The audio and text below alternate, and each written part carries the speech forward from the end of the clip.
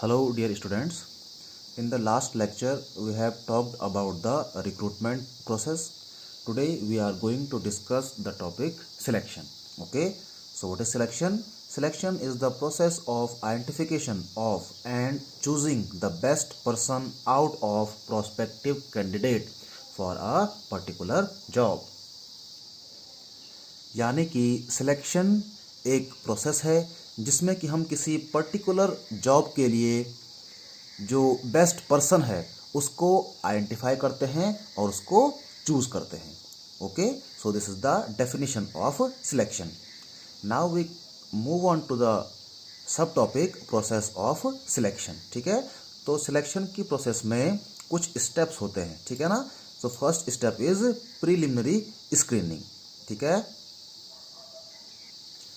तो preliminary screening में जो मैनेजर्स होते हैं वो ऐसे कैंडिडेट्स को एलिमिनेट कर देते हैं जिनके पास की उस पर्टिकुलर जॉब के लिए रिक्वायर्ड क्वालिफिकेशन नहीं होती है.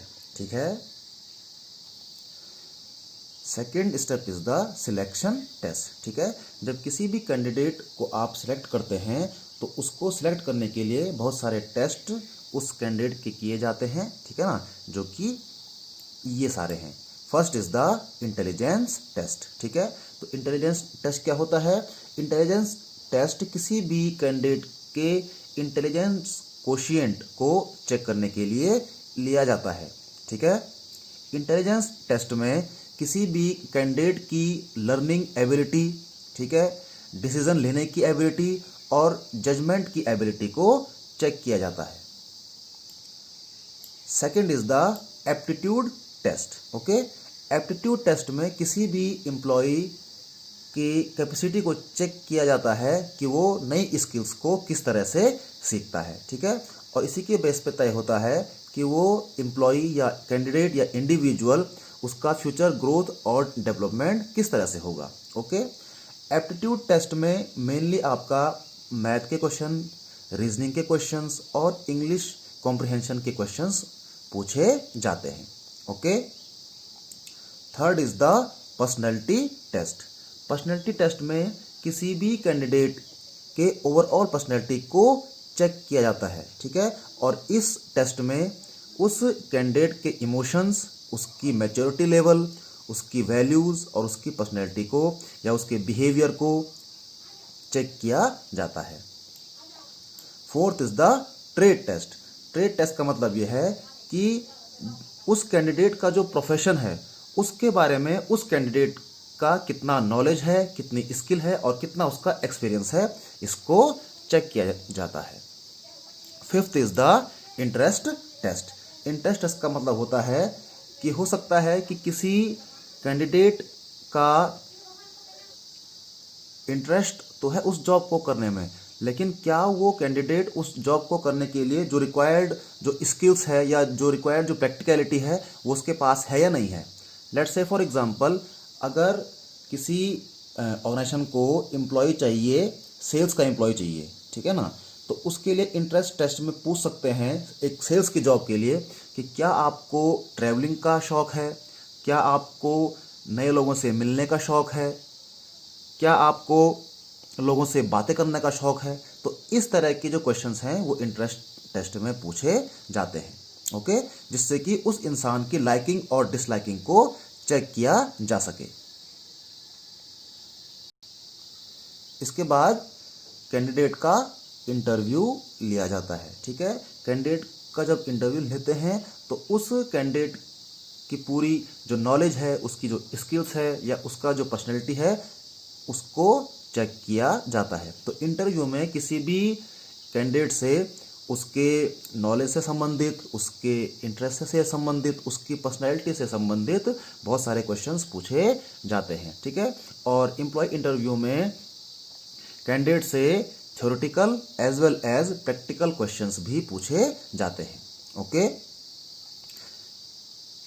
Next is the reference and background checks. Reference and background checks का मतलब यह है कि जिस कैंडिडेट को ऑर्गेनाइजेशन सिलेक्ट करने जा रही है उस कैंडिडेट के बारे में अदर पर्सन से राय ली जाती है कि वो पर्सन या कैंडिडेट किस तरह का है. ठीक है, तो जिस कैंडिडेट को ऑर्गेनाइजेशन सिलेक्ट करने जा रही है उस कैंडिडेट्स के जो रिलेटिव्स होंगे या नोन पर्सन्स होंगे, टीचर्स हो सकते हैं, यूनिवर्सिटी प्रोफेसर्स हो सकते हैं, उनसे राय ली जाती है कि ये कैंडिडेट किस तरह का है, ठीक है ना। और इसके लिए जो लोग उस कैंडिडेट को जानते हैं उनके नेम, एड्रेस और टेलीफोन नंबर्स लिए जाते हैं। Okay, next is the selection decision. Okay, तो ये जितने भी सारे जो टेस्ट हैं, इन टेस्ट में से जिस कैंडिडेट के सबसे ज़्यादा नंबर या सबसे ज़्यादा पॉइंट आते हैं उस कैंडिडेट को सिलेक्ट किया जाता है। Okay, next is the medical examination. Okay, जब कैंडिडेट सिलेक्ट हो जाता है तो उसके बाद उस कैंडिडेट का मेडिकल एग्जामिनेशन होता है। मेडिकल एग्जामिनेशन ज़रूरी क्यों है? ताकि ये पता चल सके कि वो कैंडिडेट उस जॉब के लिए फिजिकली फिट है या नहीं है। सेकंड, ये इंश्योर करने के लिए कि एम्प्लॉय लगातार काम पे ऑफिस में आए। और थर्ड इज ये चेक करने के लिए कि एम्प्लॉय के ट्रीटमेंट पे ज़्यादा खर्च ना हो, ठीक है। तो इसके लिए ये मेडिकल एग्जामिनेशन करवाना पड़ता है जो कैंडिडेट सिलेक्ट हो जाता है। Next is job offer. और जब कोई कैंडिडेट सिलेक्ट हो जाता है तो उसको अपॉइंटमेंट लेटर मिलता है जिसपे कि वो कैंडिडेट अपना सिग्नेचर करता है।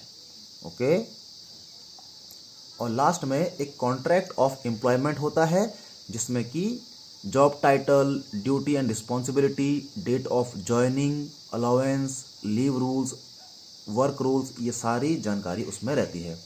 इसमें जॉब टाइटल का मतलब हुआ कि वो कौन सी पोस्ट है, ठीक है। ड्यूटीज एंड रिस्पॉन्सिबिलिटीज की क्या जिम्मेदारियां होंगी। डेट ऑफ ज्वाइनिंग, कब किस डेट पे वो कैंडिडेट ने उस जॉब को ज्वाइन किया है। अलाउंस, किस तरह के अलाउंस है ना उस एम्प्लॉय को मिलेंगे, जैसे कि इसमें ट्रैवलिंग अलाउंस होता है, ठीक है। लीव रूल्स, अगर एम्प्लॉय को छुट्टी चाहिए तो उसके लिए क्या रूल्स होंगे। और वर्क रूल्स, ठीक है, जो आदमी काम करेगा उसके लिए कौन कौन से रूल्स होंगे, ठीक है। So these steps includes the selection process. Okay, अब बात करते हैं रिक्रूटमेंट और सिलेक्शन के बीच डिफरेंस की। ओके, एक बार फिर से आपको बता रहा हूं, जब भी डिफरेंस लिखने को आएगा आपने कॉलम वाइज डिफरेंस को लिखना है, ठीक है। पहला कॉलम बनेगा बेसिस ऑफ डिफरेंस का, बाकी 2 कॉलम बनेंगे जिनके बीच आपको डिफरेंस लिखना है। Okay, so the difference between recruitment and selection is, first is meaning, ठीक है। तो रिक्रूटमेंट का मतलब क्या होता है? रिक्रूटमेंट का मतलब होता है कि आप जो हैं किसी जॉब के लिए आप कैंडिडेट्स को सर्च कर रहे हैं और उनको मोटिवेट कर रहे हैं कि वो जॉब के लिए अप्लाई करें। ओके, और जबकि सिलेक्शन का मतलब ये होता है कि आप उस जॉब के लिए बेस्ट कैंडिडेट को चूज कर रहे हैं और अनसुटेबल एम्प्लॉयज को आप रिजेक्ट कर रहे हैं, ठीक है। Second is sequence. तो सीक्वेंस में क्या होगा? रिक्रूटमेंट जो है वो स्टाफिंग वो सिलेक्शन से पहले आता है और सिलेक्शन जो है वो रिक्रूटमेंट के बाद आता है। Okay, third is purpose. Recruitment का पर्पस होता है कि जिस जॉब के लिए आपको कैंडिडेट चाहिए, आप उसके लिए बहुत सारे कैंडिडेट्स को मोटिवेट कर रहे हैं कि वो उस जॉब के लिए अप्लाई करें। ये इसका पर्पस है रिक्रूटमेंट का, ताकि बहुत सारे एम्प्लॉयज़, बहुत सारे कैंडिडेट में से जो बेस्ट है वो आपके पास आए। जबकि सिलेक्शन में क्या हो रहा है? सिलेक्शन में आप बेस्ट कैंडिडेट को सिलेक्ट करते हैं और जितने ज़्यादा से ज़्यादा जो अनवांटेड या अनसुटेबल एम्प्लॉयज़ हैं या कैंडिडेट हैं उनको आप रिजेक्ट करते हैं। Okay, scope. रिक्रूटमेंट का स्कोप होता है कि आपके पास ज़्यादा से ज़्यादा एप्लीकेशंस आनी चाहिए, और जबकि सिलेक्शन में आप कैंडिडेट्स को सॉर्ट आउट करते हैं। Okay, next is nature. तो रिक्रूटमेंट एक पॉजिटिव प्रोसेस है जिसमें कि आप बहुत सारे कैंडिडेट्स को जॉब के लिए अप्लाई करने के लिए मोटिवेट कर रहे हैं। ये क्वेश्चन 1 मार्क में भी पूछा जाता है कि रिक्रूटमेंट पॉजिटिव प्रोसेस है या नेगेटिव प्रोसेस है। इस बात का ध्यान रखिए, रिक्रूटमेंट एक पॉजिटिव प्रोसेस है जिसमें आप बहुत सारे कैंडिडेट्स को मोटिवेट कर रहे हैं कि वो किसी जॉब के लिए, पर्टिकुलर जॉब के लिए अप्लाई करें। जबकि सिलेक्शन एक नेगेटिव प्रोसेस है क्योंकि इसमें आप जो हैं अनसुटेबल एम्प्लॉयज़, अनसुटेबल कैंडिडेट्स को आप इसमें रिजेक्ट कर रहे हैं। ओके, तो ये क्वेश्चन भी 1 मार्क में आता है कि सिलेक्शन पॉजिटिव है नेगेटिव प्रोसेस है, so selection is a negative process. Okay, and last is the process recruitment. बहुत ही सिंपल प्रोसेस है, क्योंकि इसमें कैंडिडेट को किस तरह का टेस्ट देना नहीं होता है, और जो हर्डल्स होते हैं, जो बाधाएं होती हैं, उनको क्लियर नहीं करना होता है। जबकि सिलेक्शन एक बहुत ही कॉम्प्लेक्स प्रोसेस होती है, चाहे वो एम्प्लॉयर के लिए हो या फिर कैंडिडेट के लिए हो, ठीक है ना। कैंडिडेट को सिलेक्शन पाने के लिए बहुत सारे टेस्ट देने पड़ते हैं, और जो बहुत सारे जो हर्डल्स हैं, बाधाएं हैं, उनको क्रॉस करना पड़ता है। Okay, so dear students, this was the difference between recruitment and selection. ठीक है, तो आप इस टॉपिक को भी ठीक से तैयार कर लीजिए। Thank you.